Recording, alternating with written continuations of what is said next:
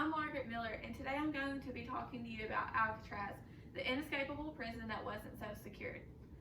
So, I'm going to tell you about how Alcatraz was built, the three escapees and their journey away from Alcatraz, why it was shut down, and what it is today and what it looks like. So, Alcatraz was originally built off the coast of San Francisco, and it's on an island. It was built for military use, and later the Department of Justice thought it would be better used as a federal prison. So the type of people who got to go to Alcatraz were big, notorious felons. So people like Al Capone and like serial killers, big robbers, they all got to go to Alcatraz. Most were sentenced for many, many years, and they were too dangerous for other penitentiaries.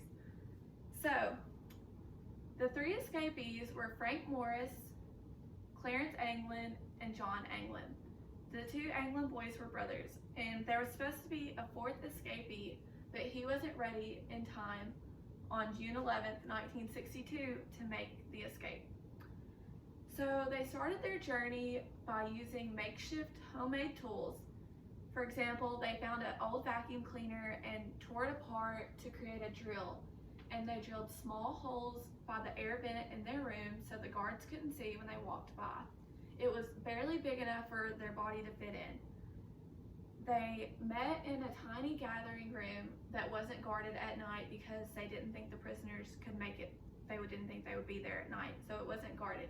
This is where they created their plan.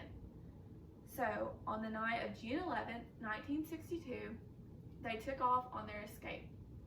They began by climbing through the air vents and making their ways up to the roof. They then went around the complex, came down off the roof, jumped over the fences that guarded Alcatraz, and they had a makeshift raft that they used as an inner tube behind the boat that went to get back and forth at night to get supplies. So to make the dummy heads, they used plaster, flesh tone paint, and human hair, and this tricked the guards into thinking that they weren't in their cells at night. So the guards do a nightly check, and they didn't know that they weren't there, so they couldn't alert the other guards to know that they were on the loose to protect them. So supposedly the brothers and Frank Morris made it across the ocean, but it was very risky because the water was freezing and the currents are very strong. So that's why Alcatraz was thought of to be so inescapable, because it would take a lot of risky activity to actually get back to the mainland in San Francisco. So in 1962, December, the Anglin family got a Christmas card from John Anglin saying, "Merry Christmas, we love you." And that's why they think the boys made it all the way back to the mainland. And there's also supposedly pictures that people think are them working on farms in South America.